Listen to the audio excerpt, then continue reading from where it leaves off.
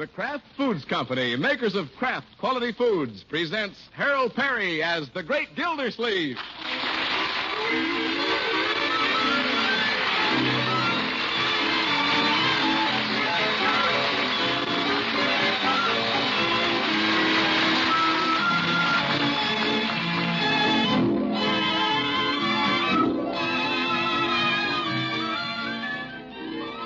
The Great Gildersleeve is brought to you by the Kraft Foods Company, makers of the famous cheese food Velveeta. Everybody goes for Velveeta's rich yet mild cheddar cheese flavor in snacks, in sandwiches, and in hot dishes. And Velveeta, you know, helps supply important food values from milk and is as digestible as milk itself. That's why smart homemakers keep Velveeta on hand regularly to spread or slice and to melt for grand economical hot dishes. Tomorrow, get Velveeta, the cheese food of Kraft quality.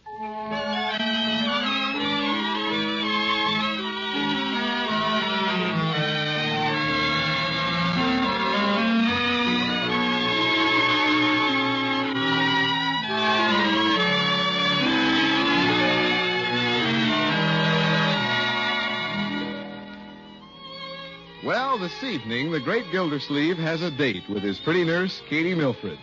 It isn't often that the busy water commissioner finds time for romance, but when he does, he wants to be romantic. Kathryn, you're beautiful this evening. Oh, Throckmorton. Yes, you are. You're lovely. With that peach complexion and natural red hair. What new perfume is that in your hair? It makes me dizzy. Must be ether. I was in the operating room all afternoon. Oh, yes, ether. Well, Kathryn, I feel great tonight, just like a 16-year-old colt. Let's go dancing. But Throckmorton... Come on, we'll go down to the Summerfield Grill and dance to Irving Hofstadter and his Hepcats, huh? You'd like that, wouldn't you? Soft lights and sweet music. Oh, Throckmorton, the dance floor is so crowded you can hardly move. Yeah. But don't you worry, I'll protect you, Kathryn. I'll have one arm around you and one arm running interference. I really don't think we should. There are so many colds around. She would think of that. Besides, I have to be at the hospital at 7 in the morning. I have a chipped vertebrae case. Oh, yes, the hospital. Well, we could dance here in your living room. Let's have some fun, Kathryn. Well, we don't have any music. There's always the radio. But who needs music? Come on, I'll hum. You remind me of Dr. Andrew White. Dr. White? He always hums a waltz while he's operating. Oh, my God. A waltzing doctor. Let's forget about the hospital, Kathryn. I guess I do bore you, talking about my work all the time. Oh, no, it's just that... I'm sorry, Throckmorton. I promise to do better. There's the phone. Excuse me? Yeah, but I know who that is. Nurses Exchange. We should get her mind on me instead of on medicine. Got to figure out some way. Say, why don't I sing to her? I don't know why, but every time I sing to a girl, she practically disintegrates. Just like I was Vaughn Monroe. Sure, I'll bow her over with my baritone. What are you smiling about? Oh, just thinking. That was the Nurses Exchange. No. Yes, it was. But I'm too busy to take the case. Sounded quite interesting, too. Barythemia. Yeah? Well, do you think you could work up a little interest in the baritonia? What? If you'll play the piano, Kathryn, I might be induced to sing. Oh, certainly. What'll it be? Well, I see you've got some music from South Pacific here. How about Younger Than Springtime, huh? That's the way I feel. Oh, I love it. Good. Wish I'd thought of this sooner. Shall we start at the verse? Well, that ought to do it. All right. I touch your hand, and my arms grow strong, like a pair of birds that burst with song. My eyes look down at your lovely face, and I hold the world in my embrace. Younger than springtime are you, softer than starlight are you, warmer than winds of June are the gentle lips you gave me. Wish you would.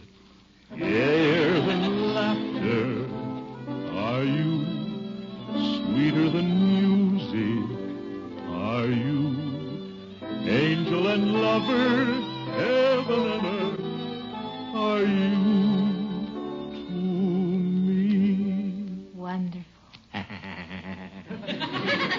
And when you're you and joy invade my arms and fill my heart as now they do,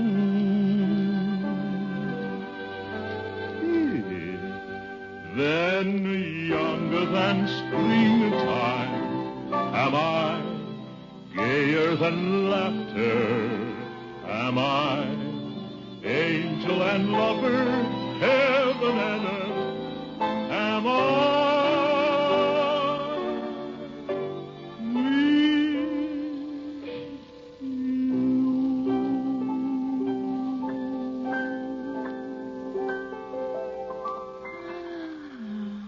You're dynamite, Gildersleeve.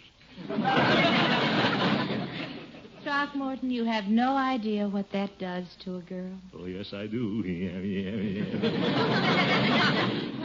Do you know what I'm going to do? What, Kathryn?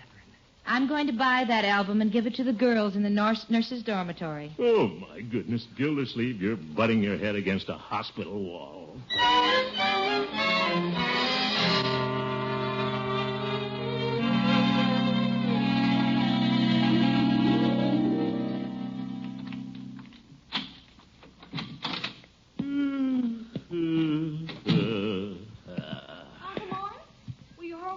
Hello, Marjorie. I thought you were spending the evening at Miss Milford's. Well, Marjorie, there comes a time when a man wants to discuss something besides pills. I imagine so, especially with a pretty girl like Miss Milford. Yeah, she's pretty all right, but if I was as deep in the water department as she is in the hospital, I'd have to be a fish. Maybe I am being one. Poor Unky. Why don't you get her mind off nursing? Take her out dancing. I suggested dancing, but she was afraid we'd bump into a cold. Marjorie, I'm playing second fiddle to a bunch of germs. I'm sorry your romance isn't running as smoothly as mine. I had a marvelous time at Bronco's house last night. Well, I'm glad somebody's having fun. Guess what we did? What? Well, Bronco's father and mother went out for the evening, and I cooked dinner for Bronco. Oh? How's the boy feeling today? Now, Unky. And then after dinner, I tied a little ruffled apron on him, and we did the dishes. Wasn't he sweet to hell? Well, Marjorie, it isn't hard to get an apron on a man when you're engaged. The trick is to keep it on him after you're married. Not Bronco. Yeah? We had a perfectly dreamy time. We forgot about everything. As far as we were concerned, we were the only two people in this big, wide, wonderful world. You know that feeling, don't you, Unky? No. Kathryn never seems interested. Say, maybe if I could get her into an apron instead of that nurse's uniform, she'd forget that hospital for a while. What? That's the idea. Get her in a domestic environment. Ask her to fix dinner for me. I might even put on an apron and help with the dishes. Hey, this could be fun. Well, sounds like a marvelous idea. Where'll you do this, over at her house? Well, I wouldn't want to be presumptuous and invite myself over to her house and ask her to cook dinner for me. I'll do the nice thing, Marjorie. I'll invite her over here and ask her to cook dinner for me.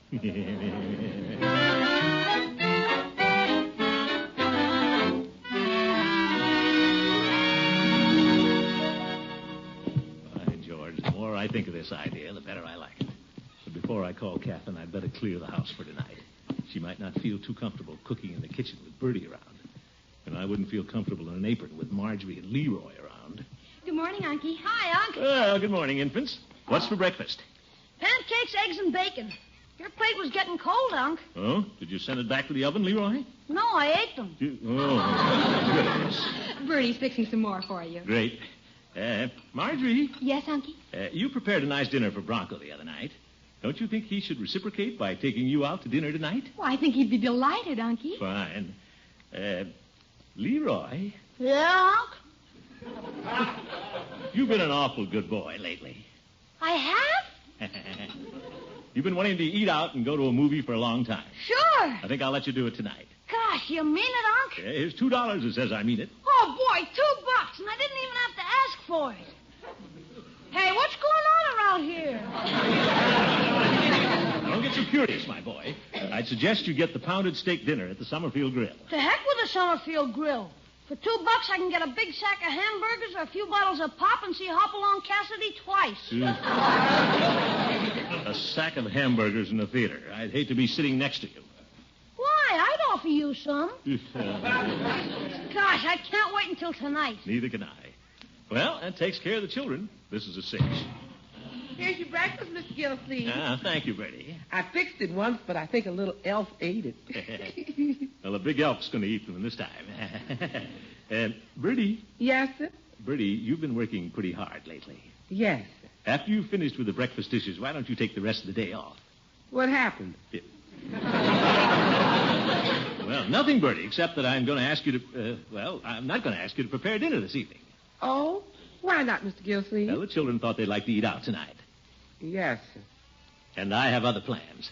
Yes, sir. So we won't need you tonight, Bertie. Yes, sir. Somebody getting tired of somebody's cooking around here? Oh, no, Bertie, it's not that. Well, if somebody around here is getting tired of Bertie's cooking, all they got to do is say so. Now, Bertie, we love your cooking. Yes, sir.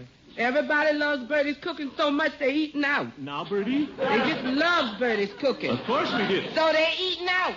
My goodness, wait a minute, Bertie. The reason I'm giving you the afternoon off is that, Bertie, Uncle Mort has planned a nice, quiet evening here with Miss Milford. He wants her to cook dinner for him. He does? Yeah, I know she can't cook as well as you, Bertie, but, you understand, don't you? Yes, sir.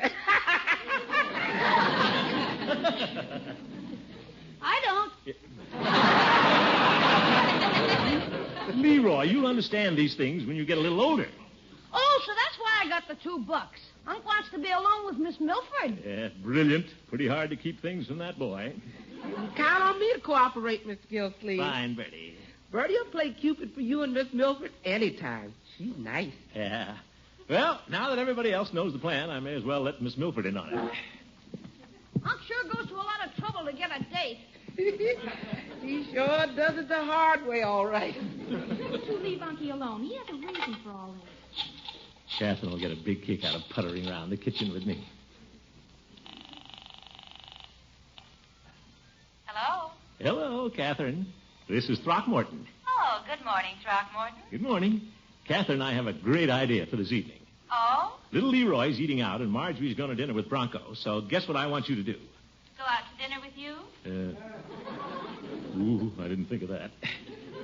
Well, that's not what I had in mind, Kathryn. I thought you'd like to come over and cook dinner for me. Did you say cook dinner for you? Yeah, doesn't that sound like a lot of fun? Well, I can think of more amusing things to do. What's the matter, Throckmorton? Is Bertie sick? Sick? Well, just a minute, Kathryn. Can't lose out now. Oh, Bertie. Yes, sir? You say you're willing to play Cupid? Yes, sir. How'd you like to play a sick Cupid? A sick Cupid? But, Mr. Gildersleeve, I'm healthy as a horse. Shh. Bertie, I think she'd come over if you were sick and couldn't cook. Oh, then I'm sick as a horse. Hello, Kathryn.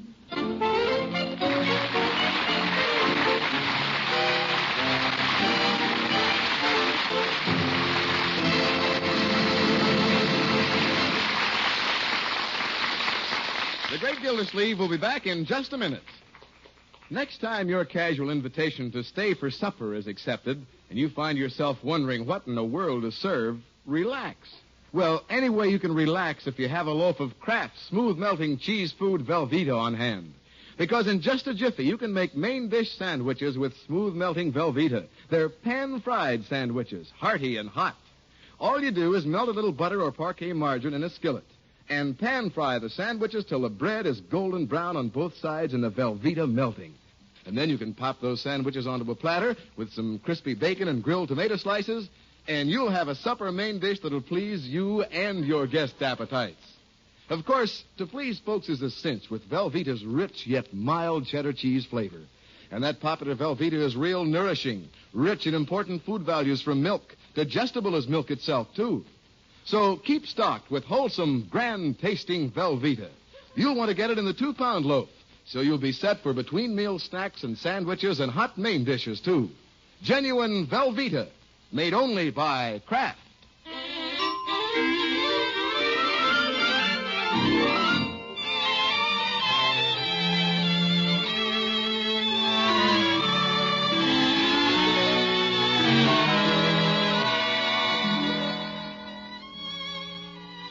Well, the great Gildersleeve has had quite a little trouble getting Nurse Kathryn Milford's mind on him instead of her work. But for every problem, there's a solution. And the great Gildersleeve solution is to get her away from the hospital and into a more domestic scene.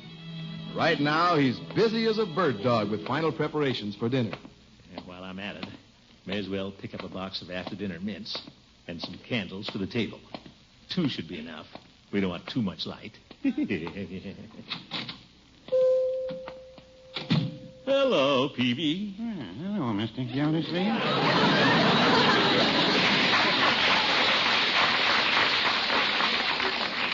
What can I do for you this afternoon? Peavy, I'd like to buy some candles for the dinner table. Very well. I have quite a selection here. Well, let's see. Do I want the short ones or the long ones?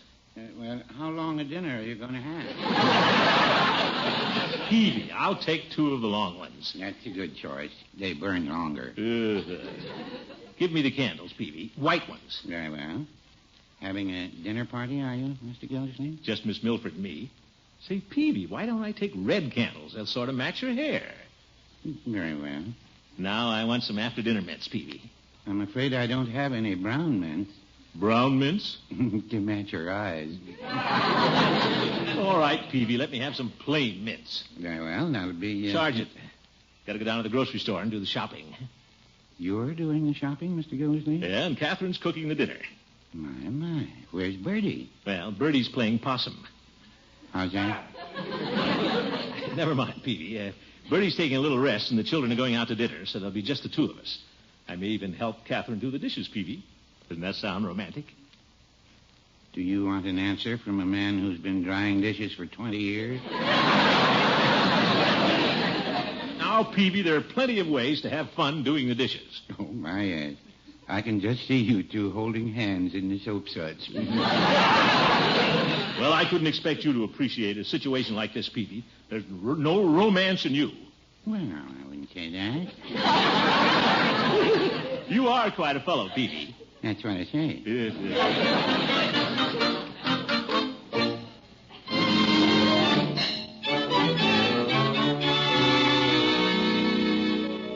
Well, let's see if I have everything here. Frozen Brussels sprouts, Idaho baking potatoes, a lot of green stuff for the mixed green salad, some of that St. Francis blue cheese for the dressing, made by Kraft, and 2 3-inch steaks. Too bad they didn't have any bananas. Wonder if these apples are any good. Juicy.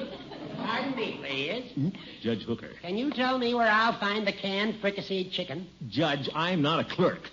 Oh, Gildy. Of course you're not a clerk. They wouldn't hire you in a grocery store. You'd eat up all the profits.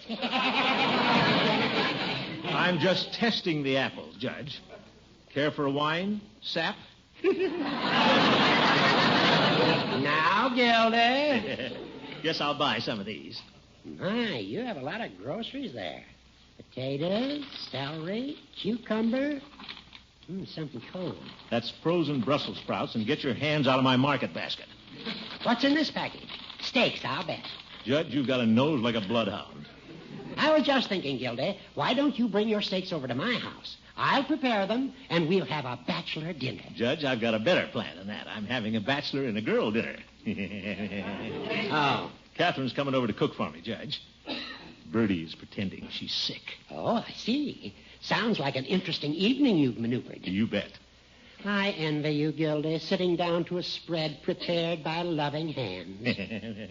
Gildy, those steaks look quite large. Sorry, Judge, but you're not invited. This is all planned for Kathryn and me. Well, I'm sure she wouldn't mind. She might relish having an intelligent conversationalist at the table. Oh, no, Judge. But, Gildy, while you're having your steak banquet, I'll be at home eating fricasseed chicken out of a can. Well, eating out of a can should be a banquet for you old goat. Gildy! Don't cry, Judge. I'll have you over on your birthday.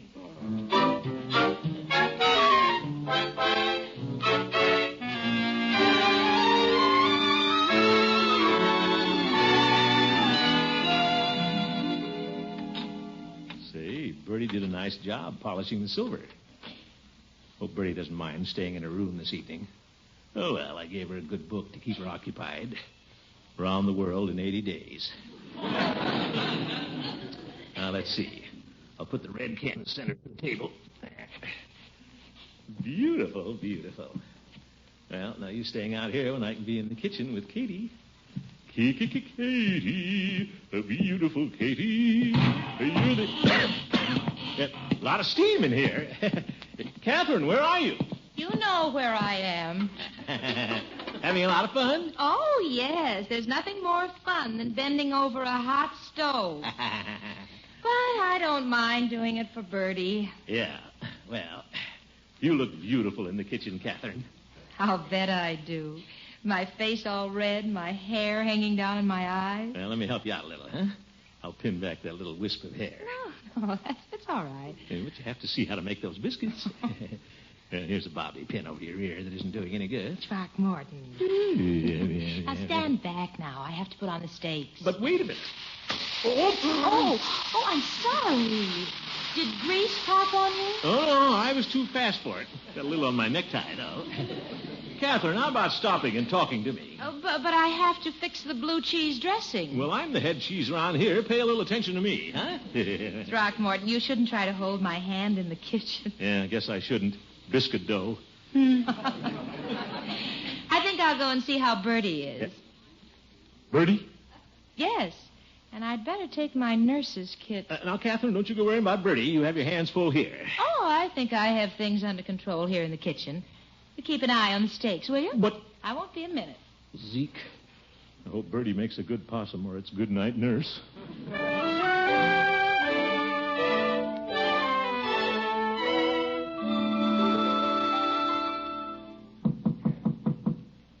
How are you feeling, Bertie? Oh, I'm feeling just fine, Miss Marjorie. Marjorie's gone. This is Miss Milford. Oh, I'm feeling terrible. Oh. That's too bad, Bertie. May I come in? Well, I may have something catching. Well, I'll take a chance on that. Oh, I see you're in bed. Yes, ma'am, I made it. I sure am. Oh, me. Oh, Bertie, you do sound ill. That's good. You know, I think I'd better take your temperature. Well, I think it's pretty high. I wouldn't want to break one of your thermometers. Your pulse feels normal. Let me feel your forehead. Yes, ma'am. You are quite warm, Bertie. Yes, ma'am.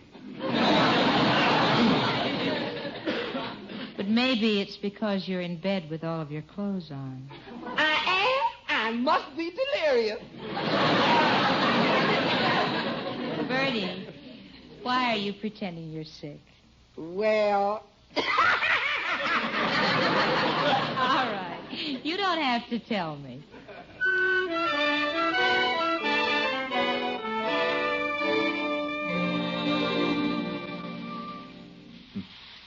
Wonder what's going on in Bertie's room.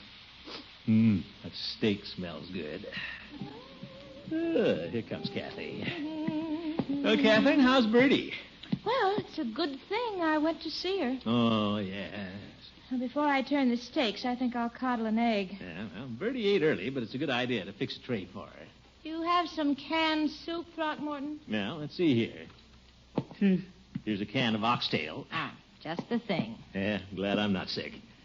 Well, we'll get the tray to Bertie, then we won't have any more interruptions. That'll be just the whole evening for just the two of us, huh? Doorbell. Excuse me, Kathryn. Go right ahead. I'll put the soup on. Hope that'd be right at the dinner hour.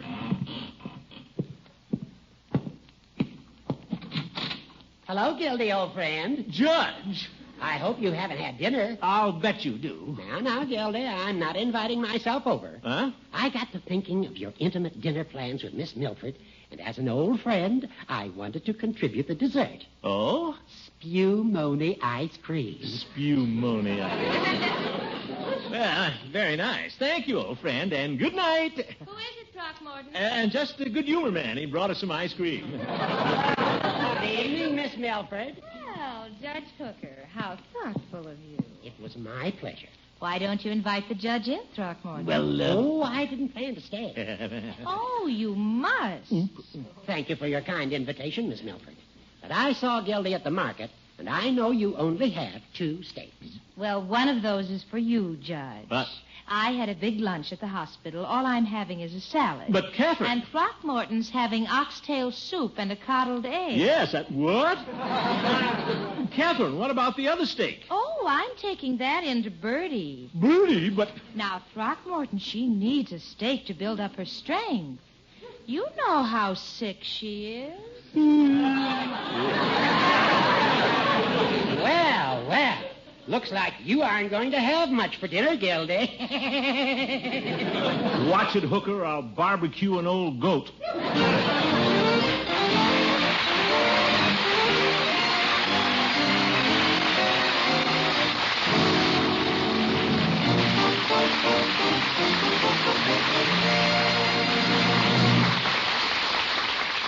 The Great Gildersleeve will be back again very shortly.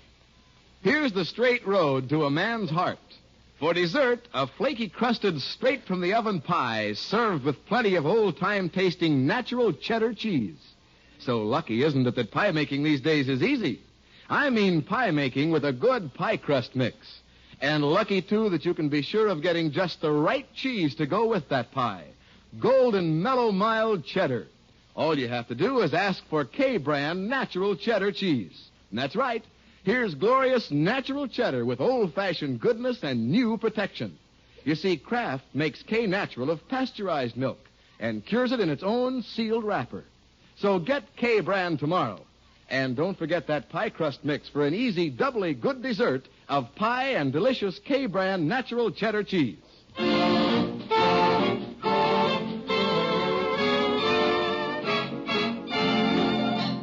Hi, Unc. Oh, you home, Leroy? Yeah. Where's Miss Milford? Miss Milford went home 2 hours ago. Oh? Where's Bertie? In bed eating a steak. Holy smoke, what happened? House smells funny. What is it? Oxtail soup. Leroy, what do you have in that bag? 2 hamburgers. I bought 8 of them, but I could only eat 6. You have 2 hamburgers? Sure. Leroy, little man. Come here and sit down beside your old uncle. And bring your little bag.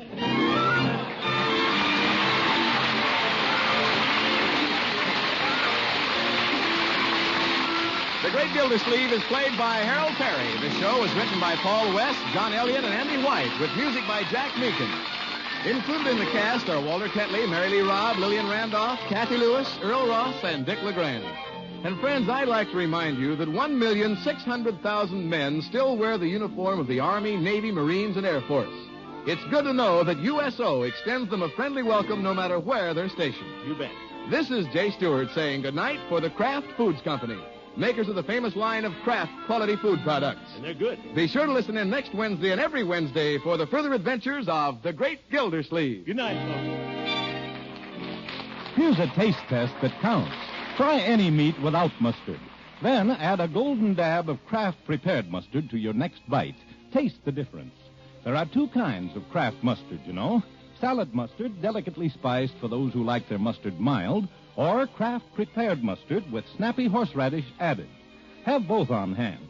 For remember this, when you add a little mustard, you add a lot of tang. Get Kraft prepared mustard.